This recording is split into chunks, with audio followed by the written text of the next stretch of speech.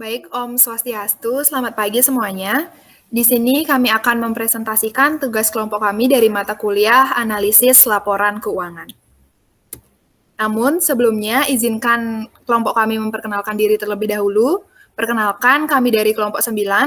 Adapun kelompok kami terdiri dari 3 orang mahasiswa, yakni yang pertama yaitu Nikomang Irma Puspita dengan NIM belakang 1014. Yang kedua itu saya sendiri, Nikomang Saputri Dewi dengan NIM belakang 1028. Dan yang ketiga itu ada Maria Grace Manurung dengan NIM belakang 1140.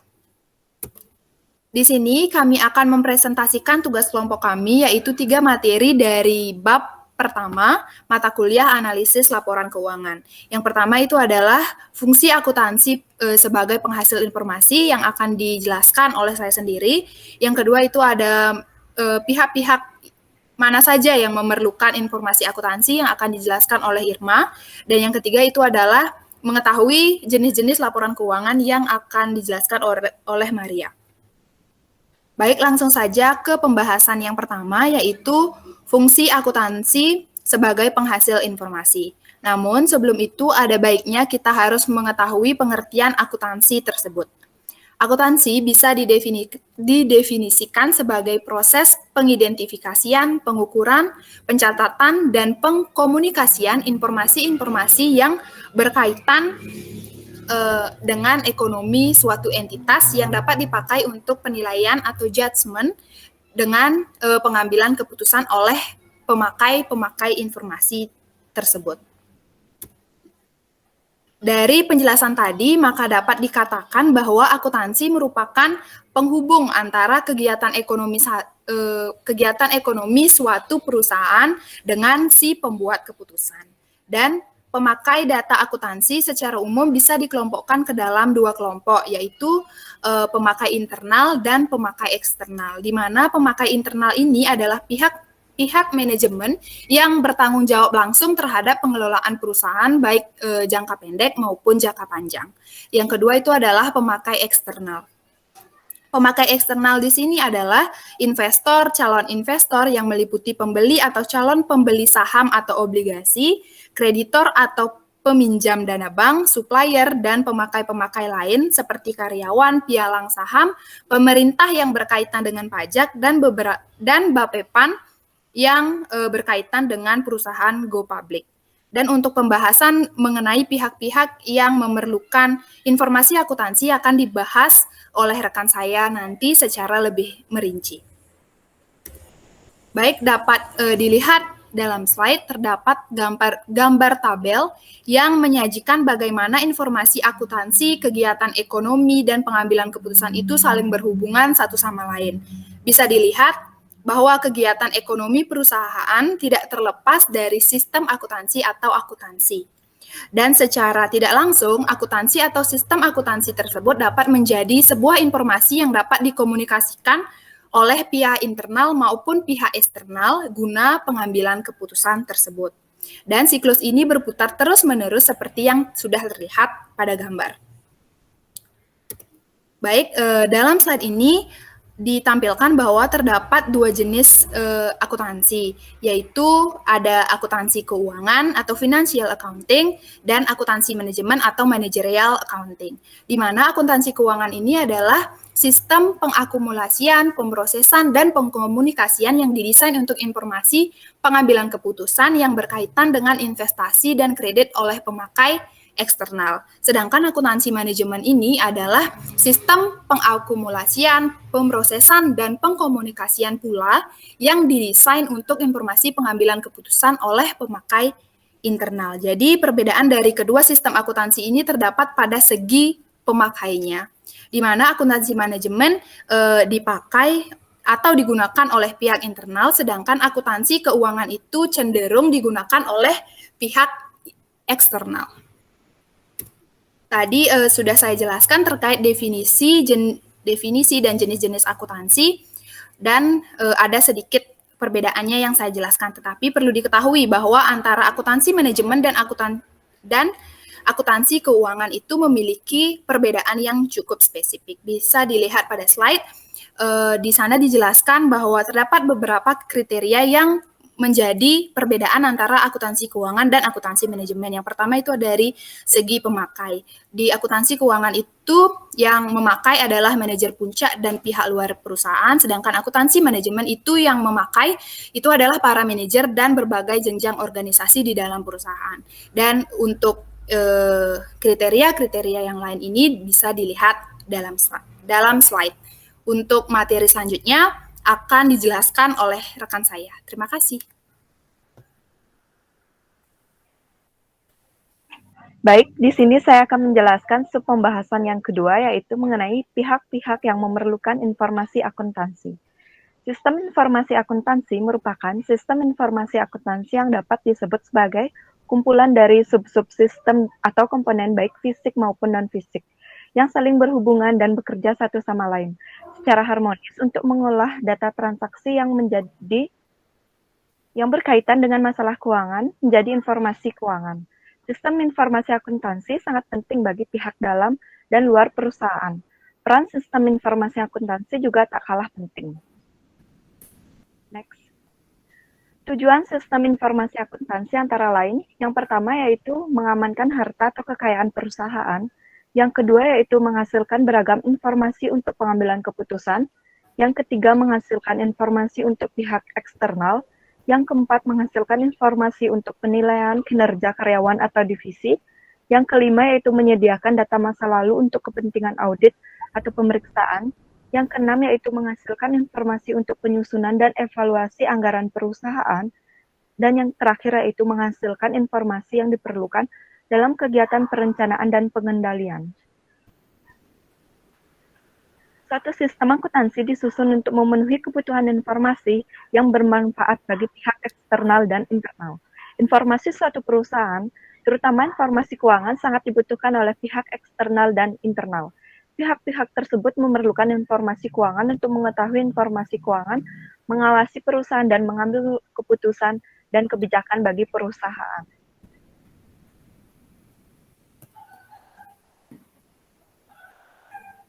Baik, di sini pihak-pihak mana sajakah yang memerlukan informasi, yaitu informasi akuntansi, yaitu yang pertama pihak internal dan yang kedua yaitu pihak eksternal. Di mana pihak internal perusahaan yang dalam kapasitasnya di perusahaan memerlukan informasi sesuai bentuk tugas dan tanggung jawabnya. Mereka membuat keputusan berdasarkan data dan informasi yang dihasilkan oleh sistem informasi akuntansi. Apabila informasi yang mereka peroleh dapat menunjang tugasnya, maka kinerja perusahaan akan meningkat. Yang kedua yaitu pihak internal.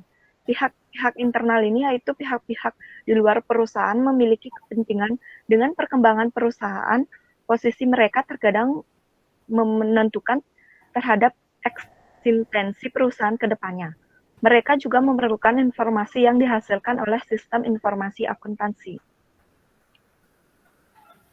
Pihak internal ini dibagi yang pertama yaitu manajemen.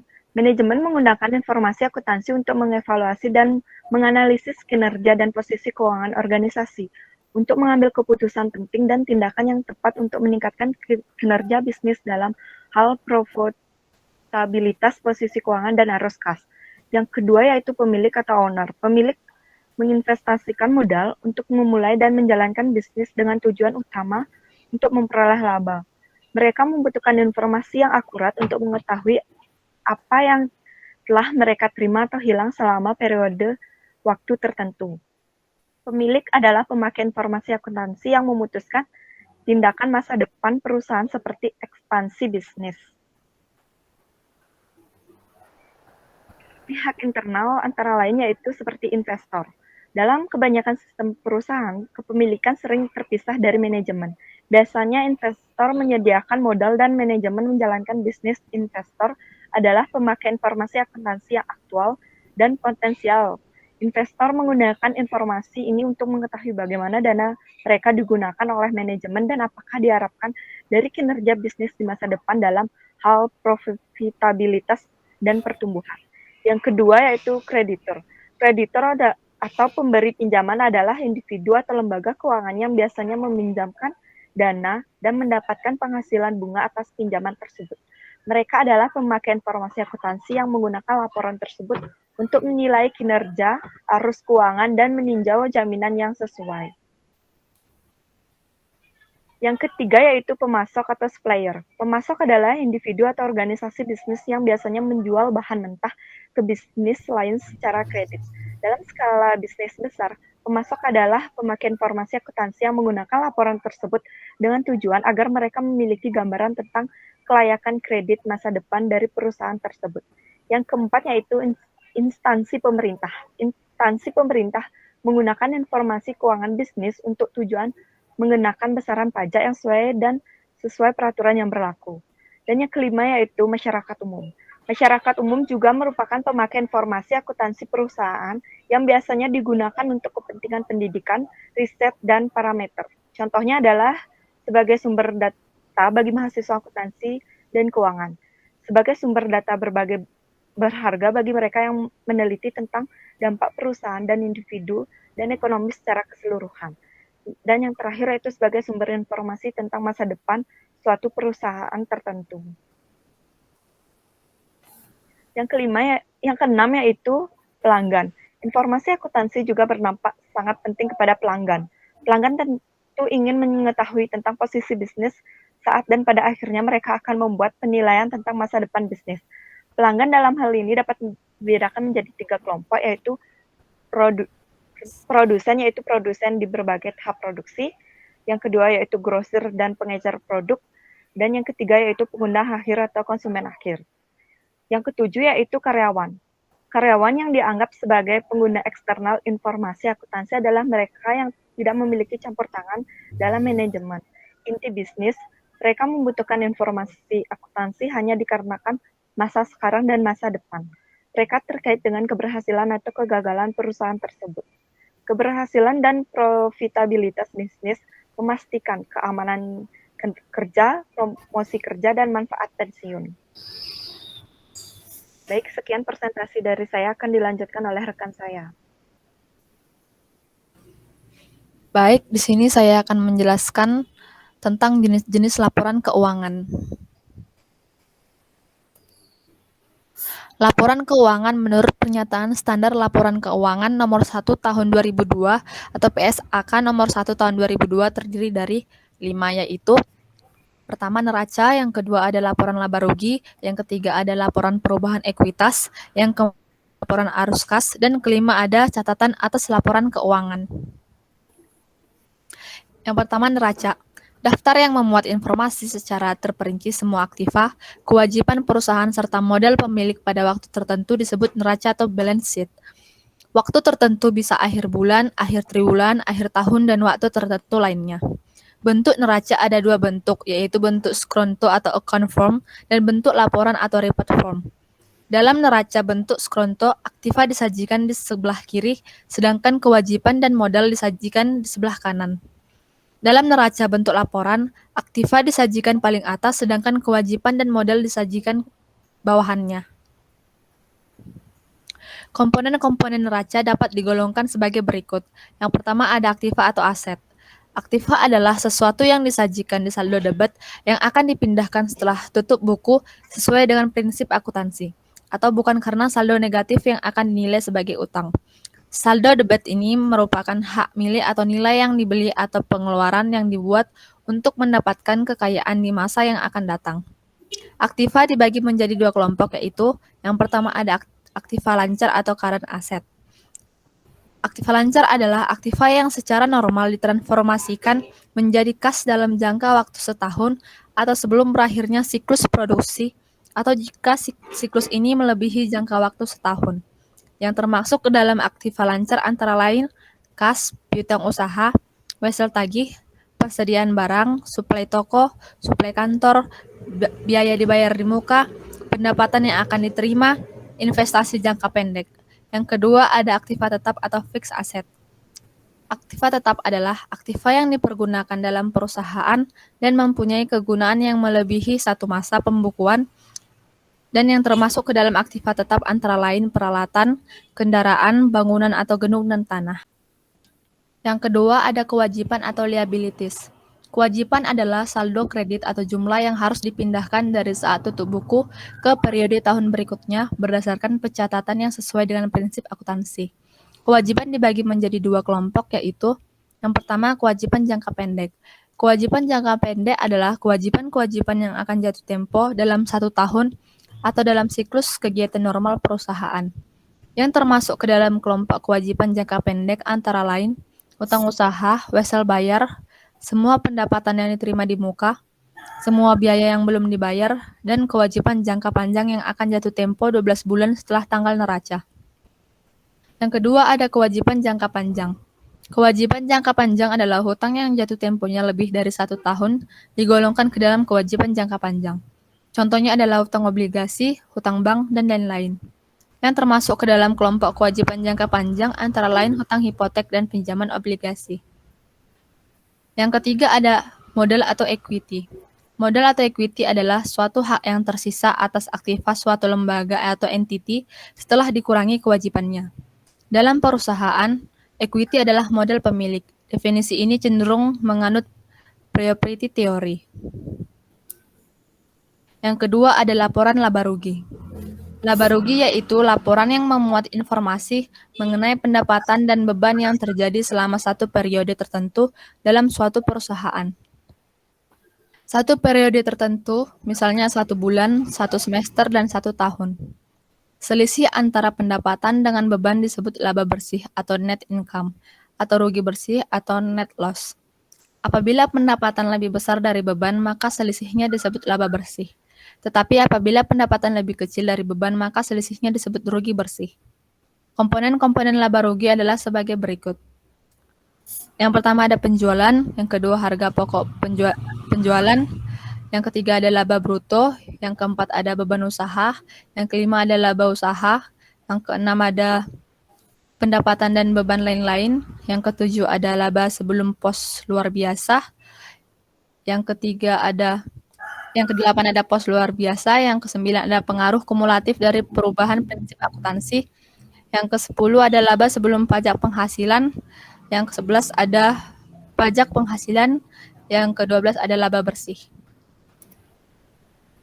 Yang ketiga, laporan perubahan modal. Laporan perubahan modal yaitu laporan mengenai perubahan modal pemilik suatu perusahaan selama satu periode, misalnya 1 bulan, 1 semester, atau 1 tahun. Dari laporan ini dapat diketahui apakah modal pemilik bertambah atau berkurang bila dibandingkan dengan modal pemilik sebelumnya. Adapun penyebabnya bertambahnya modal pemilik yaitu perusahaan memperoleh laba bersih dan adanya investasi tambahan dari pemilik perusahaan. Sedangkan penyebab berkurangnya modal pemilik yaitu perusahaan menderita rugi dan adanya pengambilan pribadi atau prive oleh pemilik. Laporan perubahan modal harus memuat informasi berikut. Yang pertama, modal pada awal periode. Yang kedua, laba atau rugi selama satu periode. Yang ketiga ada tambahan modal dari investasi pemilik. Yang keempat, pembagian laba kepada pemilik.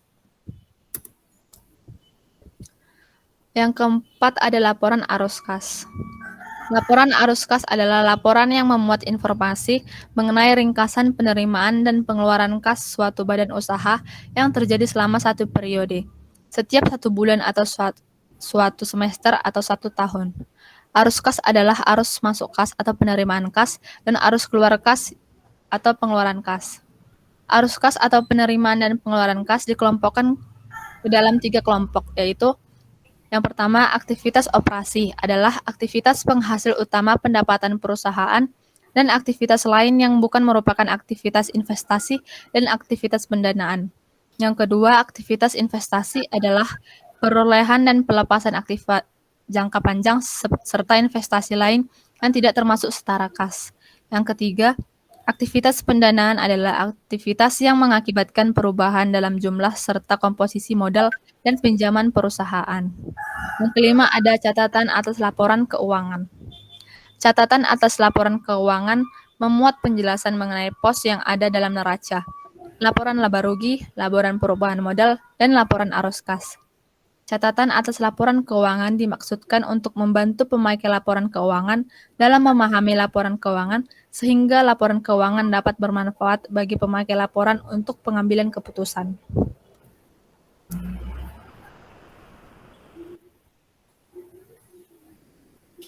Baik, itu tadi presentasi dari kelompok kami.